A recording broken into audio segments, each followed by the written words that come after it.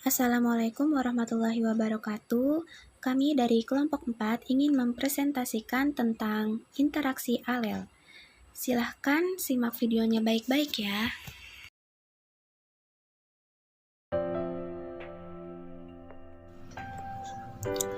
Atafisme atau interaksi alel.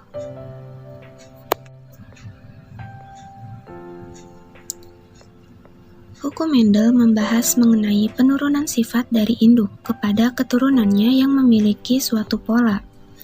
Hukum Mendel dibagi menjadi dua, yaitu hukum Mendel 1 dan hukum Mendel 2. Namun, ada beberapa kasus dari persilangan gen yang tidak menghasilkan fenotip yang sesuai dengan kedua hukum Mendel tersebut. Hasil dari rasionya disebut dengan penyimpangan semu hukum Mendel. Nah, apa itu atafisme? Atafisme adalah interaksi antar gen yang menghasilkan fenotip yang berbeda dari induknya. Salah satu contoh yang paling terkenal adalah 4 bentuk jengger ayam, yaitu jengger ayam berbentuk single, pea, walnut, dan rose. Bentuk dari jengger ayam tidak hanya diatur oleh satu gen, melainkan interaksi dari dua gen. Persilangan ayam yang memiliki jengger rose R besar, P kecil, dengan ayam berjengger PA R kecil, P besar, akan menghasilkan keturunan F1 100% berjengger walnut R besar, R kecil, P kecil, rose PA. Hasil perkawinan sesama F2 akan menghasilkan keturunan F dengan perbandingan fenotip walnut rose banding PA banding single, yaitu 9:3:3:1. Penyimpangan yang terjadi dalam atafisme bukan mengenai perbandingan fenotip F2, melainkan munculnya sebuah sifat baru pada jengger ayam, yaitu walnut dan single. Tipe jengger walnut merupakan hasil interaksi dari dua gen yang berdiri sendiri, sedangkan tipe jengger single merupakan hasil interaksi dua gen resesif. Interaksi alel dibagi menjadi 4, yaitu 1. Dominasi tidak sempurna, incomplete dominance. Pada dominasi tidak sempurna, alel dominan tidak dapat menutupi alel resesif sepenuhnya.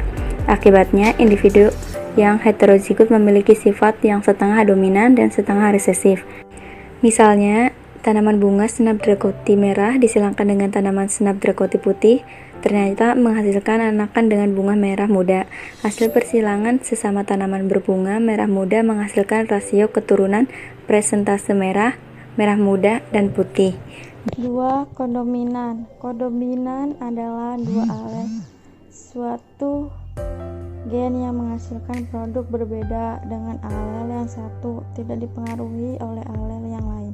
Contoh alel kodominan lainnya adalah bulu ayam yang berwarna hitam. B besar semi-dominan terhadap bulu putih B kecil. Jika ayam berbulu hitam dikawinkan dengan ayam berbulu putih, anaknya akan berbulu biru Blue Andalusia. Jika ayam Blue Andalusia kawin dengan sesamanya, akan timbul lagi asal-usul warna blue pada anaknya, yaitu hitam dan putih. Yang ketiga, alel ganda. Alel ganda merupakan fenomena adanya 3 atau lebih alel dari suatu gen. Umumnya, satu gen tersusun dari 2 alel. Alternatifnya, alel ganda dapat terjadi akibat mutasi.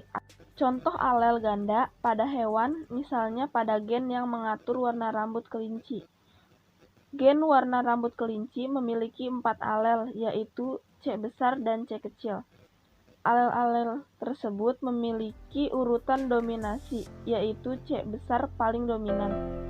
CFH lebih memiliki dari D1 dan C kecil. D1 lebih dominan dari C kecil dan C kecil paling resesif. Kelinci yang memiliki alel C besar akan memiliki warna rambut abu-abu tua, sementara kelinci dengan alel C kecil akan bersifat albino.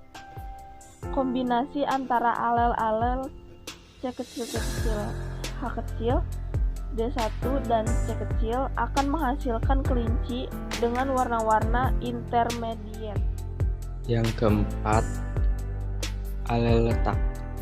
Alel letak merupakan alel yang dapat menyebabkan kematian bagi individu yang memilikinya.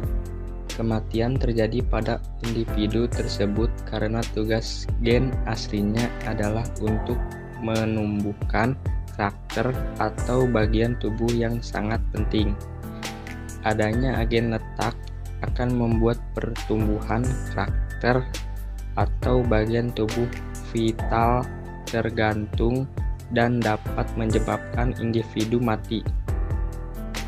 Alel letal terjadi pada keadaan homozigot.